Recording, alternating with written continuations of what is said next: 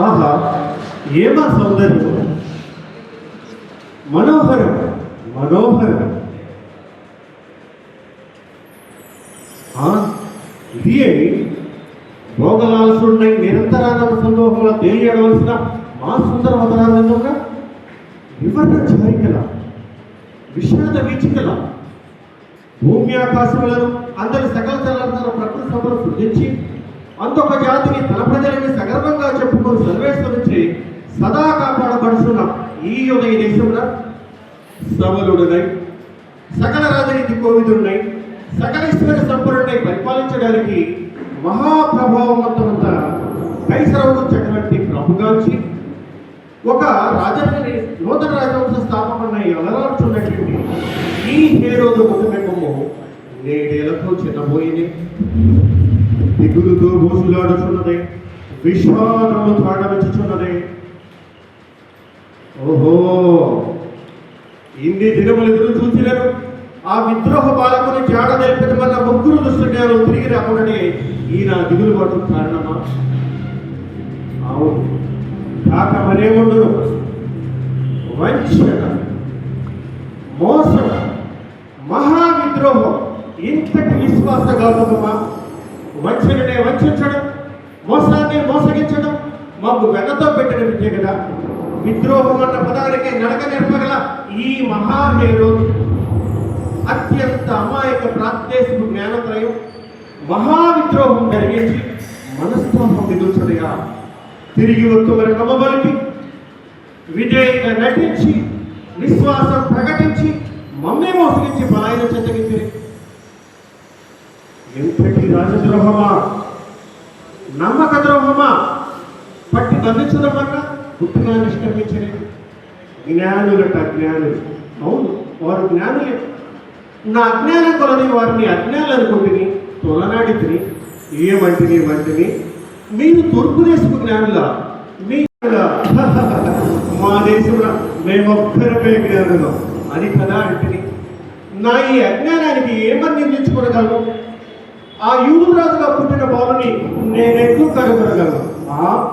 మరలా యూదుల రాజుని పలకగొట్టి మాట పలికితేనే ఈ మహాహేరోదండగా వేరొకడు రాజా పాడు సాధారణుడు కానీను మా మేలో తప్ప యూదును రెచ్చగొట్టి ఆ పసి ప్రేరణ అంతమొందించలేనా?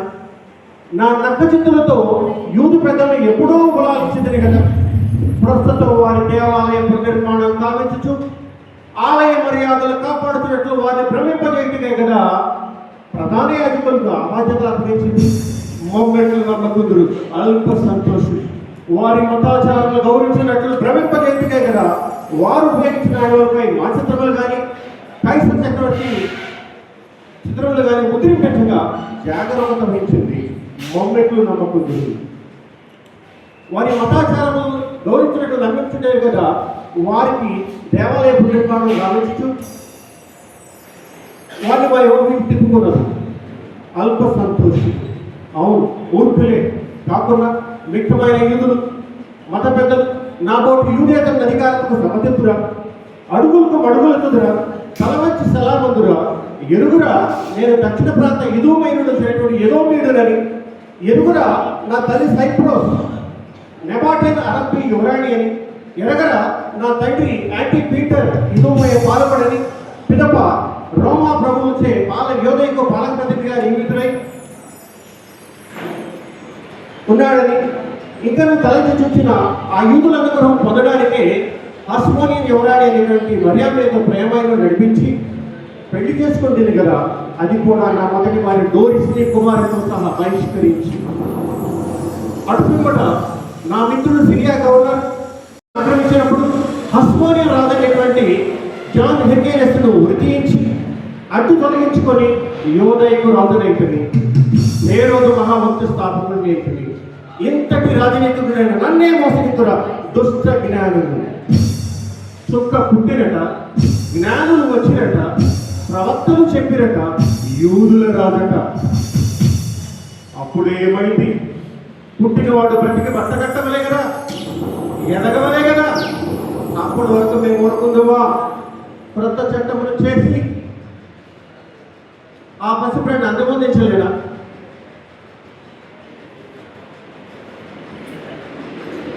ఆ జ్ఞానులు అంట నేను వేగులు పంపవలసి ఉన్నది కదా. చేతులు కాలు మినప ఆకులు పట్టుకుని అన్న ఇదే భావం. అసలు ఆ మహానక్షత్రం పుట్టనేలా పుట్టెనుగో, ఎక్కడో తూర్పు దేశం పట్టుకు జగజ్జీమానమై వెలుగునేలా వెలుగుబో. ఆ వెలుగు వెంటబడి ఆ దుష్టజ్ఞానం మా చెంతకు రానేలా వచ్చిపో. వారితో పాటు మా శాస్త్ర కోవిదులు ఇది రాజపుట్టుకునే అని ఏల నొక్కి ఒక్కాడించవలే, మాకు మనస్తాపం ఎలా కలిగించవలే. చూడ మరొక రాజన్న ఊహను సైతం మా మానసు ముగించుకున్నది. అతడు మా సొంత పుత్రుడైనా సరే తుంచివేయవలసినదే. దీనికొక్కటే పరిష్కారం. యోదయలోనే కాకుండా ఆయా పరిసర ప్రాంతాల్లో మగ శిశువులందరినీ వధించినట్లు ఆజ్ఞాపించినగాక. మా ఆజ్ఞకు తిరుగుడరా. ఈ రోజు ఎప్పటికీ యూదుల రాజుగానే ఉండవలే. మా ఆజ్ఞే ఉండవలను. మా ఆజ్ఞ అనుసరించి కౌర్యం కైపెట్టి తట్టముల ఖండించి అల్లకల్లోలం నిలిచవలే. రౌద్రం విజృంభించి రక్తపుటేలు పాలించవలే. దౌష్యము దశల దగ్గరలుగా సాధరించవలే. కొండలు గుట్టలు తొలిగిపోయినను, మెట్టలు తత్తరిల్లినను, ఆ దేవుడే వచ్చి గట్టి కాపు పెట్టినను ఈ శిశు నిరూపణ కార్యం యథేచ్ఛగా నిరాఘాటంగా నిరాటంకంగా నిర్వహించబడవలసిందే. యథేచ్ఛగా నిరాఘాటంగా నిర్వహించబడవలసిందే. మా ఆజ్ఞకు తిరుగుండరాదు. ఈ నిరంకుశ మహాహైరను ఎప్పటికీ యూదులు రాదే. ఎప్పటికీ యూదులు రాదే. Thank you.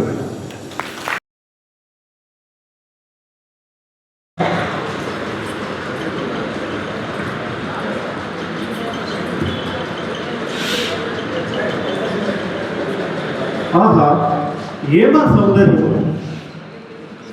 మనోహరం.